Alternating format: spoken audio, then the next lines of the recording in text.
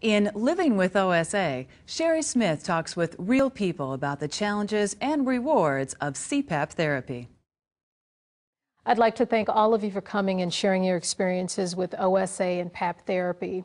We'd like to welcome Lanita and Dave Myers, Raul Guevara, Dr. Matthew Abraham, Peggy Jennings, and Dee Stanley.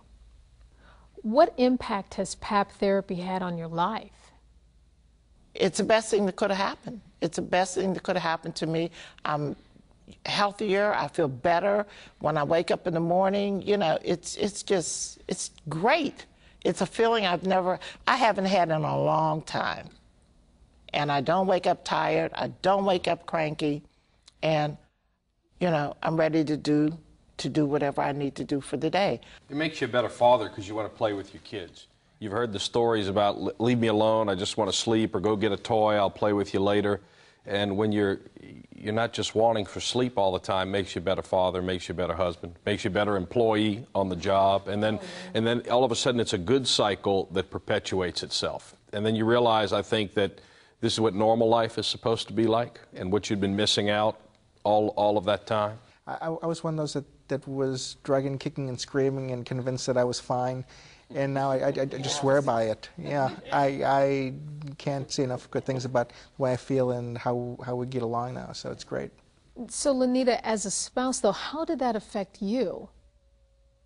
And it changes him and us as a unit, that he has the ability now to actually have extra time to spend with us and doing activities, and he's much more active than he ever was prior to being on his sleep apnea machine.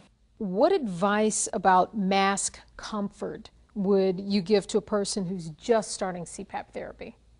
Oh. Look at the faces. It improves over time. I mean, what I tell my patients that it takes commitment, persistence, and consistency. They have to do it every day, because the more you do it, the more you tolerate if you're having difficulty.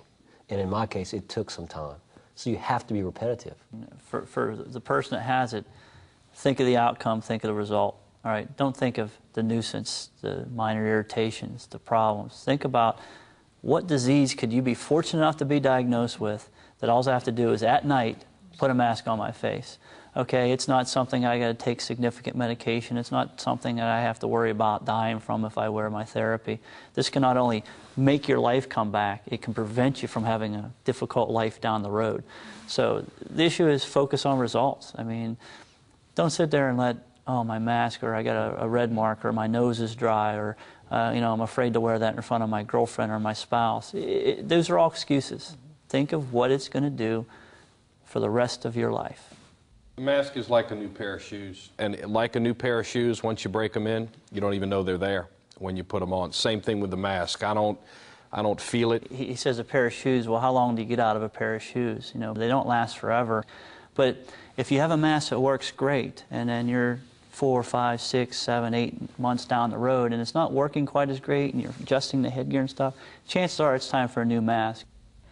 Sometimes new users have the tendency of pulling the mask straps too tightly. Have you ever done that? Yes. Yeah. Yes. Yeah, it looks like when you it's like when you're a little girl and your ponytails are too tight. You know, it's The imprint on the mask was on my face all day.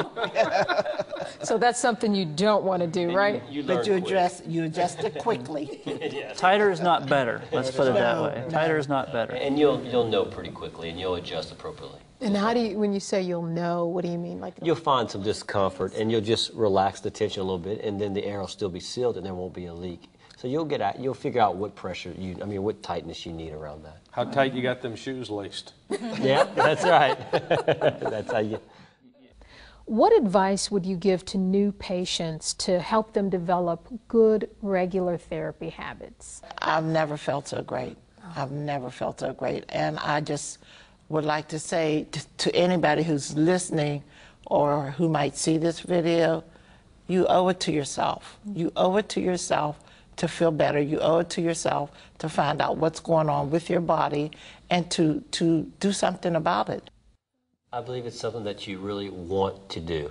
You want to try. And what I usually tell my patients is you have to give it at least 2 months. if there's complications, because some people do take time, but you want to try this and to do this for your own health, and it does, and for your quality of life. Quality of life matters, and this can impact it. It's just life-changing. I mean, it is going to change your life only in a positive way.